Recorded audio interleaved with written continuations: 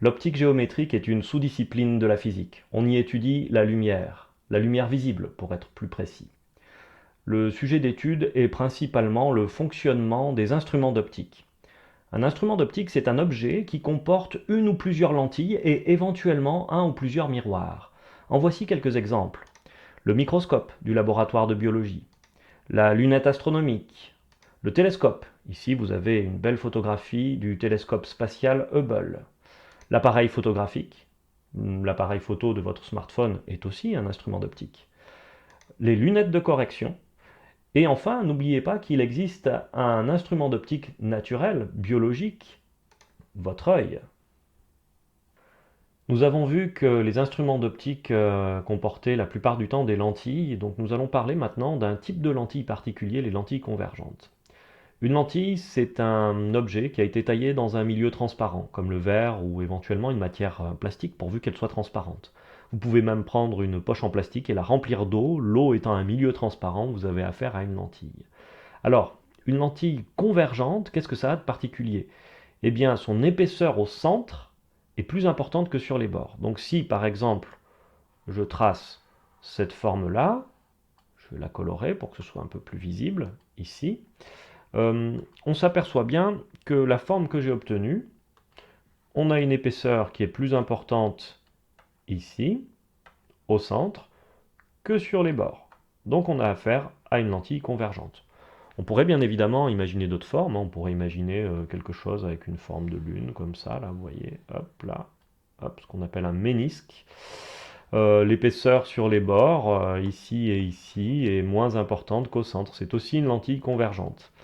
Ça aussi, ça fonctionne. Regardez, un dioptre plan.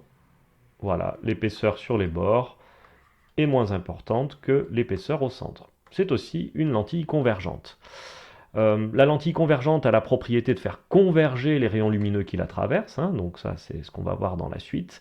Et vous avez ici sur cette illustration le schéma officiel d'une lentille convergente, c'est-à-dire qu'on va la représenter de cette manière-là sur nos schémas d'optique. Voyons maintenant à quoi vont ressembler les choses sur un schéma en optique géométrique. Donc regardons ensemble cet exemple. Vous avez au centre, vous le reconnaissez, le schéma d'une lentille convergente, tel que nous l'avons décrit précédemment. Et nous allons évoquer l'existence de différents éléments qu'il faudra connaître pour la suite, même si dans un premier temps ils vous sembleront peut-être un petit peu obscurs, c'est au fur et à mesure que vous verrez leur utilité. Tout d'abord, je commence par le point O que vous voyez sur le schéma, qui est ici. Il s'agit du centre optique de la lentille.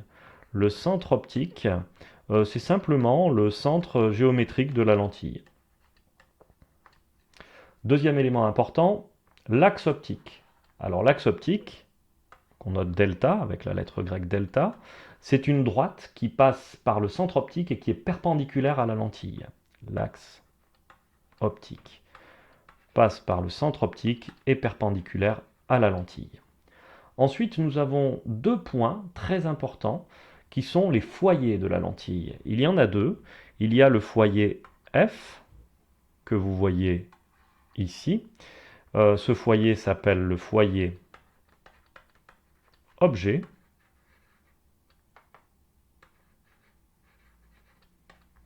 Et F', ici, le foyer image. Alors ces deux foyers sont dans des positions symétriques par rapport au centre optique. C'est-à-dire que si je prends cette distance-là, elle est égale à cette distance. C'est non négociable, ce sera toujours le cas.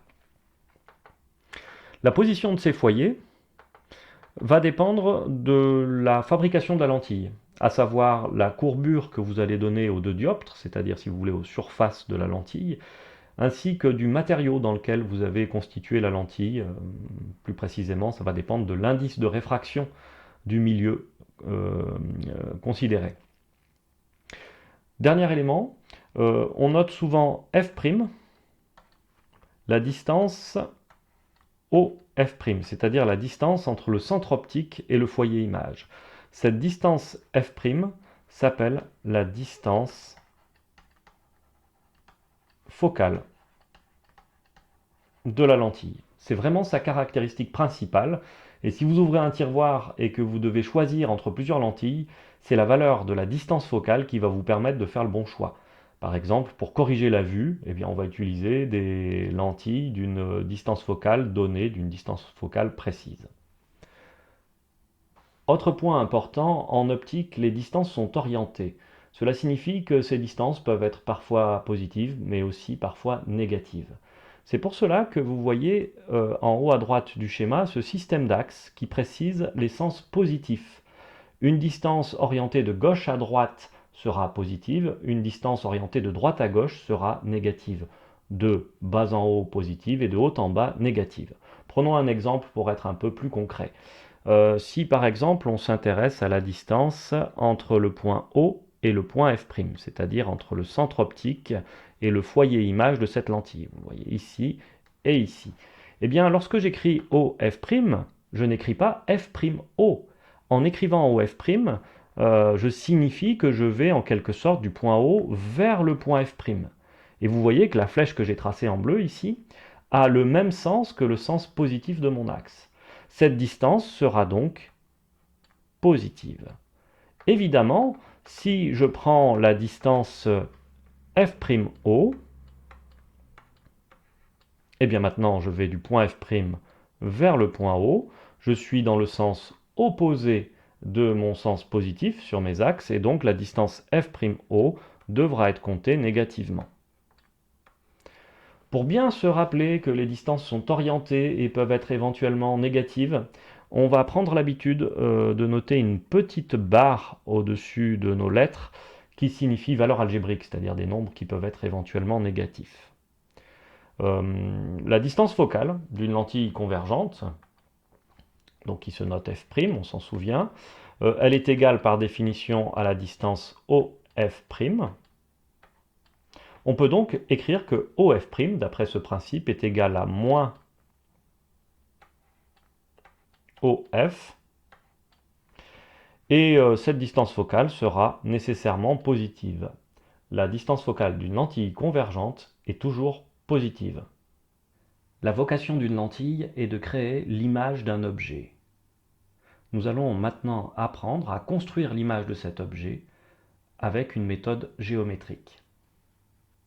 Notre objet est ici une fleur. Cette fleur est éclairée par le soleil et elle diffuse donc sa lumière dans toutes les directions. Oui, cette fleur envoie de la lumière dans toutes les directions, une infinité de rayons lumineux. Parmi tous ces rayons lumineux, certains vont venir traverser la lentille convergente qui est dessinée ici. L'objectif est donc de comprendre quel va être le cheminement des rayons qui vont traverser la lentille. Passons d'une situation dessinée à une situation schématisée. Nous reconnaissons le schéma de la lentille convergente, ici. Les foyers objets et images de cette lentille, F et F', pour rappel, ils sont symétriques par rapport au centre optique O, l'axe optique delta, et la fleur, qu'on appelle un objet dans ce cadre-là, est représentée par cette flèche AB. A le bas de la fleur et B le haut de la fleur. Nous allons maintenant tracer trois rayons particuliers. Trois rayons qui sont tous issus du point B et trois rayons qui vont tous passer par la lentille. Mais chacun de ces rayons va être tracé selon une règle bien précise. Commençons par un rayon qui est issu de B et qui va passer par le centre optique de la lentille. La règle stipule que tout rayon qui passe par le centre optique de la lentille n'est pas dévié. Aussi étrange que cela puisse paraître dans un premier temps, un rayon qui passe par le centre optique O ne subit aucune déviation. Lorsque l'on trace un rayon en optique géométrique sur les schémas, on trace des chevrons pour montrer le sens de parcours de la lumière.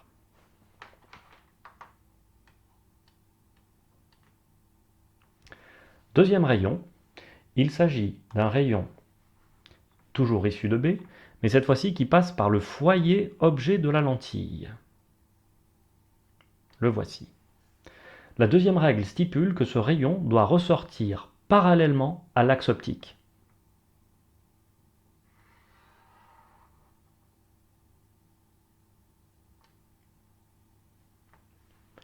Voilà, de la même manière, j'ajoute des chevrons à mon rayon lumineux.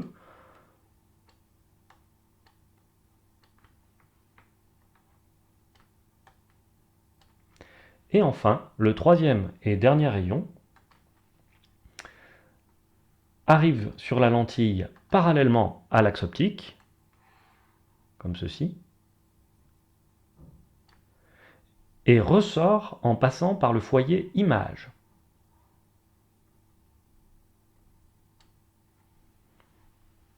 Et j'ajoute les 3 chevrons avant la lentille et après la lentille. Donc rappelons immédiatement les 3 règles qui nous ont permis de construire ces 3 rayons. Les voici.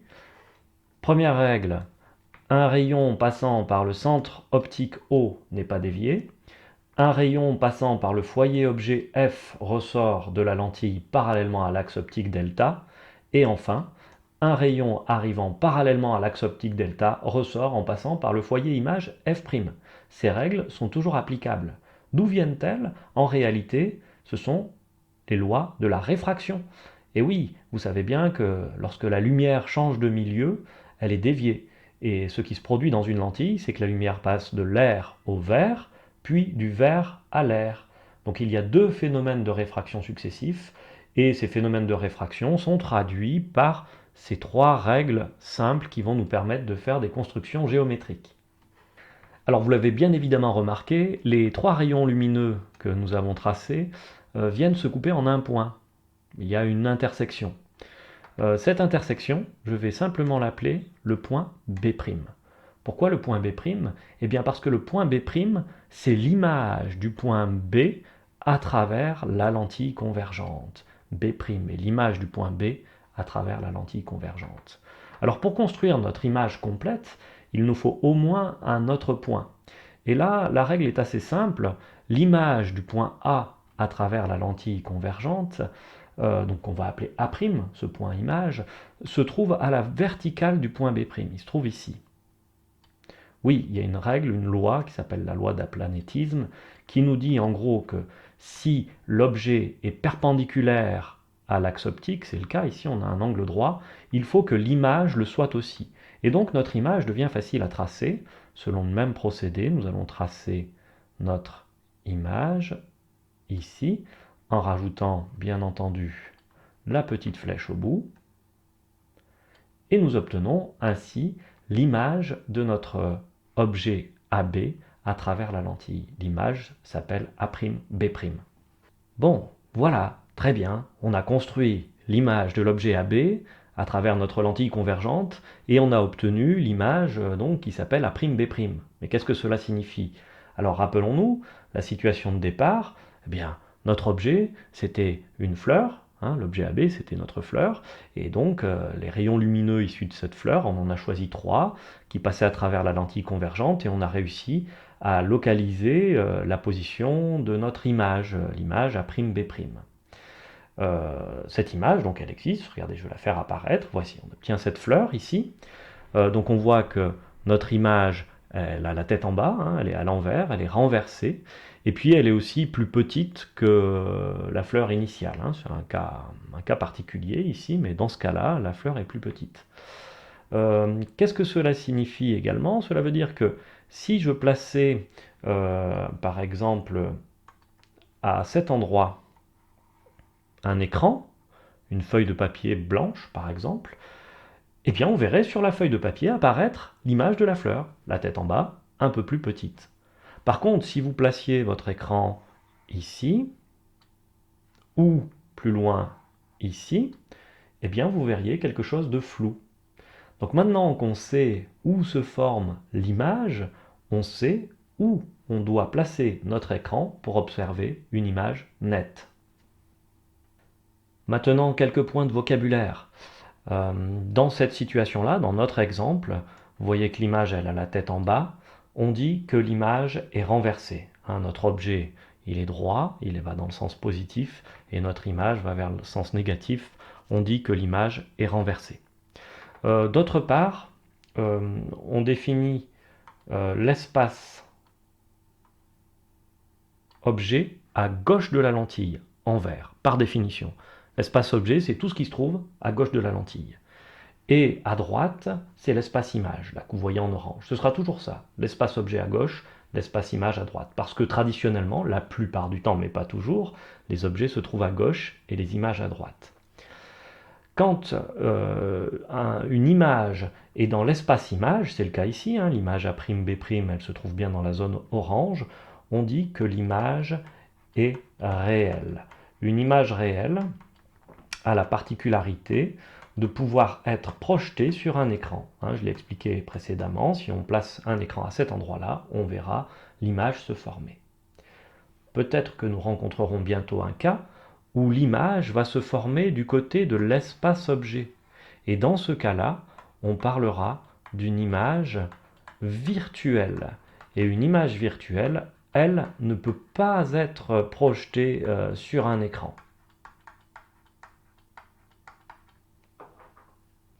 Voilà, c'est terminé pour cette première vidéo sur l'optique géométrique qui ne fait qu'effleurer le sujet et présenter quelques bases. À bientôt.